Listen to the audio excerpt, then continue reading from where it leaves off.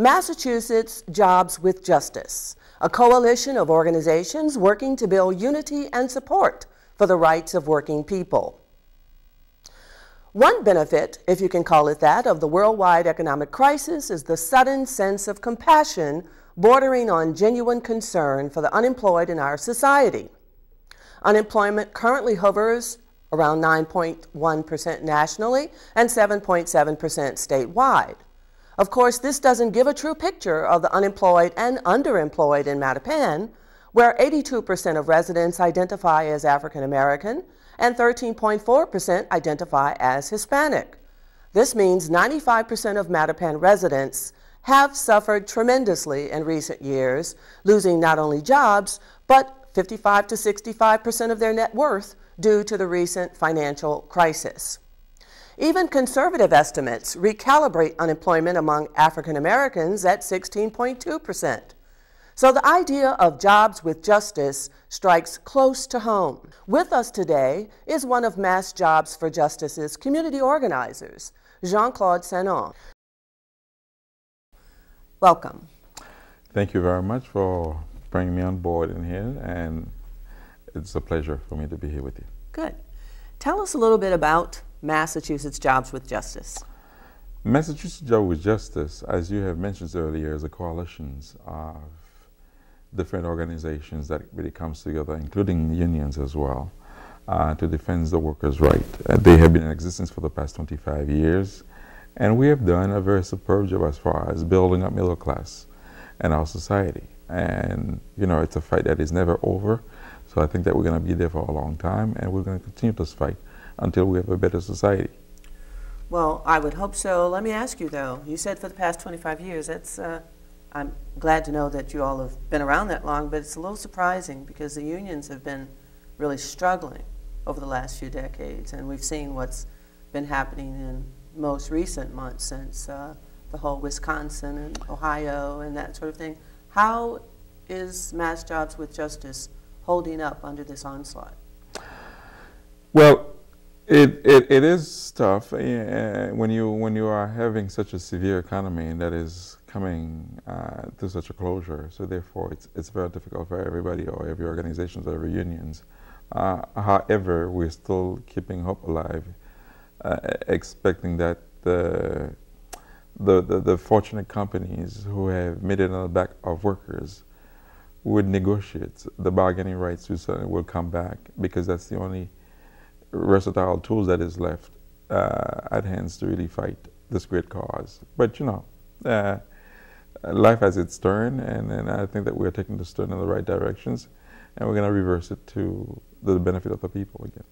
Well, that's exciting news, but let me, ask you, I mean, we've heard in recent, a week or so, maybe 2 weeks now, okay. the Verizon workers have been out on strike. Yes. This is a company that's highly profitable. It's not as if they needed to extract concessions from workers in order to, maintain their bottom line. It just appears that it's almost as if, okay, corporations say, okay, we have them on the ropes, and they're just going to bang it out until, It is a corporate greed attitude that is being developed by a lot of the monsters out there, and who are not satisfied at all.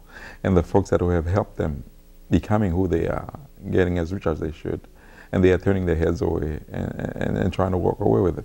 And I think that they figured that one way of their success has been being able to do great PR, being able to throw the money into the wrong directions, and instead of supporting the lead, which are the core people who have made them so rich. So it is, it's around the world right now as far as we're concerned.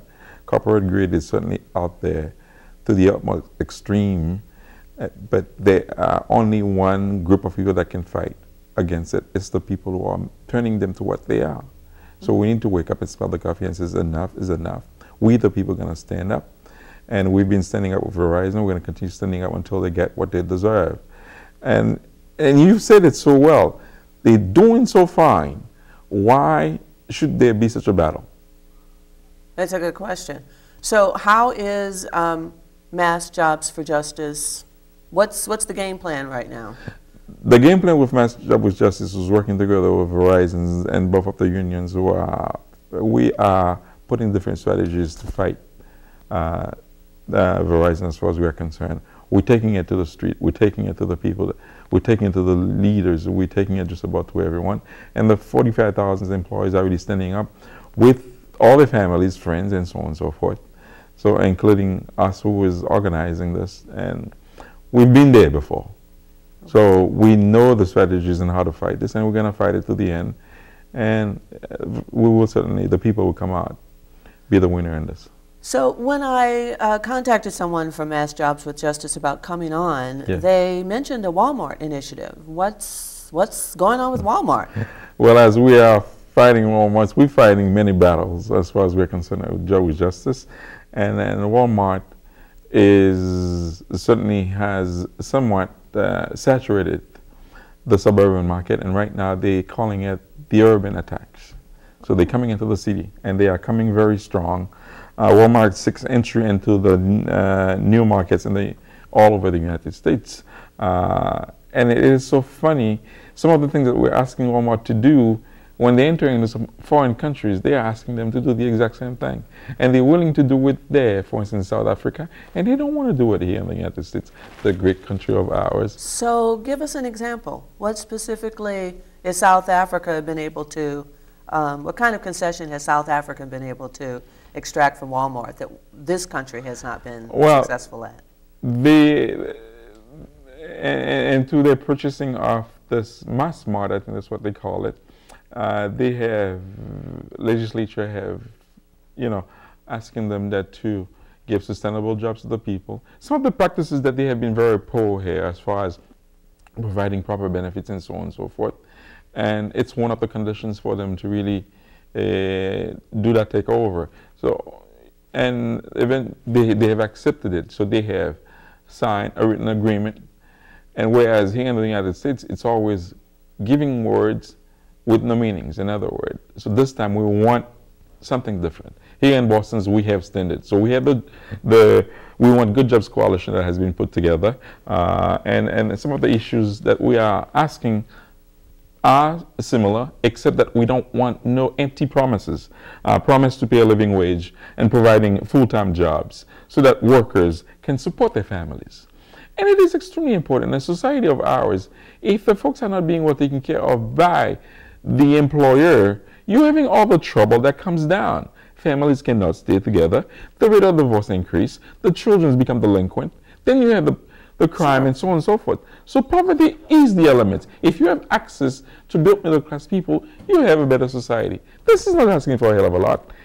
Things like hire locally, invest in training programs, commit to fairness in hiring, treatment, and you know what's going on. You have heard the words, not treating the women rights. That's unfair, okay? We all have mothers, sisters, and so on and so forth. So not treating women rights, like treating the whole society right at all. Well, it's also complicated too because there are so many female-headed households. So if you don't treat the women right, then that means that those households are suffering as well. That is a pure fact. And when you don't also, you put the burden on who? The taxpayers. We are the one who's picking up the tab as far as the benefits are concerned, whether it's health insurance, whether if it's if they need food to be put on the table, they got to go on home welfare, and sure.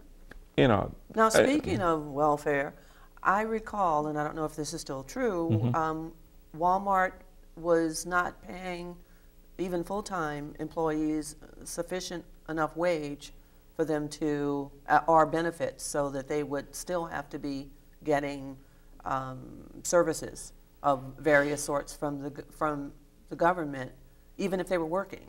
Is that still true? It is still true because the most recent meeting that I have attended in Washington, D.C., whereas the sales associates were there, and when you are listening to the testimony of the sales associate at Walmart, it's heart-wrenching what they're going through. The trouble is just mountainous what they are facing. And some of them are really, when you listen to them, hopefully that we don't have a chance to demonstrate some of the statements that were made. But eventually we're going to spread the news as we do in the community forum, showing some of the videos and tell the people what's going on. Because we are not just standing for folks we are standing for folks who are being very vulnerable, by a company who believes that it's all about the employer, not about the employee, and the employee has the right. The employee should not be scared. The employee should not be afraid of organizing. The employee should not be afraid of addressing the issue that they are facing on a daily basis, and for Walmart not to be answering to them. And Walmart philosophy is entirely different. It's all about them. But since I believe in justice myself, and you know, like Martin Luther King would say, injustice anyway, it's just, so there's no issue about it, whether it's color, creed, or whatever it is. So therefore, we are organizing Boston's. We are very well concerned as far as Boston's. We understood that they are skirting Boston's because they have attempted in Watertown. Watertown is no Walmart. They have right now an issue over Somerville where the mayor stood against them. We are very proud and happy that the mayor of the city of Boston's, Thomas Menino, is standing against them, and we are going to give him all the support to really continue this fight. If they're going to enter, they have to enter based on the standard that we have here in Boston. And we don't want just word. We want a written agreement.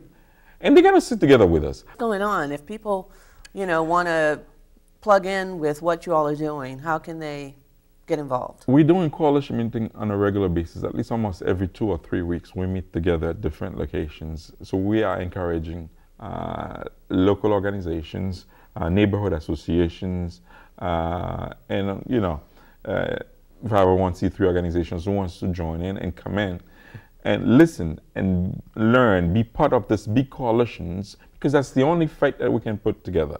It's by us joining together, be educated about the issue, and be able to fight them. That's one. And we are also targeting the city officials, the elected officials, educating them also, and tell them that they have to choose based on what the constituent wants.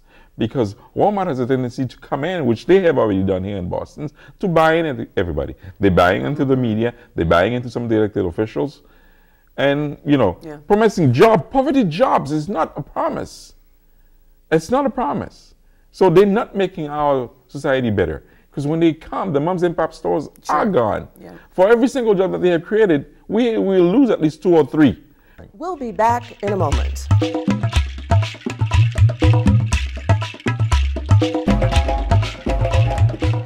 Thanks for watching, and join us next time as we look for ways to advance Mattapan.